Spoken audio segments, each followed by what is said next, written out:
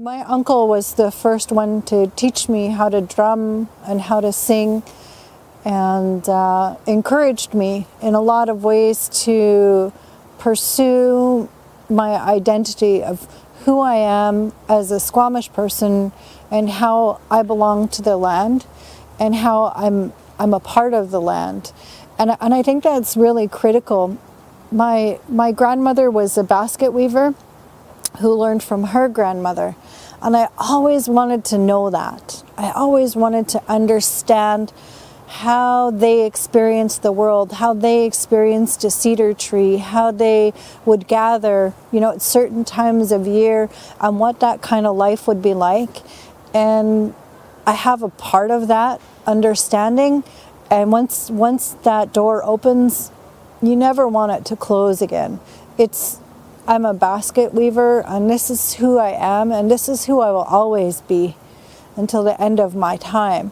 When I'm working with fish leather, you won't see it in the finished product of the shoes or maybe the blanket that I make, because there's so much that goes before that. So when we look at it, it's important, everything from how we gather, how you feel when you go about that.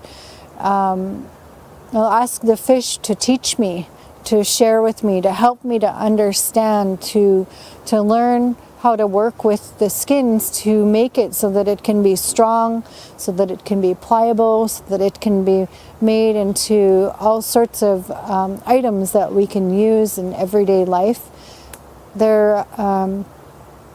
These things don't come quickly. Sometimes they take a lot of time, and sometimes things work and other times they don't work. So sometimes I might try a certain type of solution that's too strong, and then I'll kind of fry the skins and they don't work out quite right.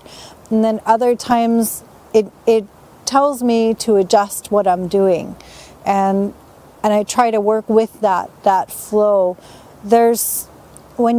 If you look at fish skin shoes, all you're going to see is the leather, but it's really not just that. There's so many pieces that are a part of these things. So the process of tanning, whether I'm using eggs and oil to tan the fish bark or whether I'm using tree bark tannins, so all of these parts become embedded in the process of what we're doing. Even the gathering of the moss for the footbed liners to make it soft when you're walking. The method of stitching that you use. I know there's a way that you stitch fish skin leather when it's dry. And the reason that you do that is so that when it gets wet, it will swell and then it'll be more water resistant. So similar to like a Gore-Tex, there's certain techniques that you can use.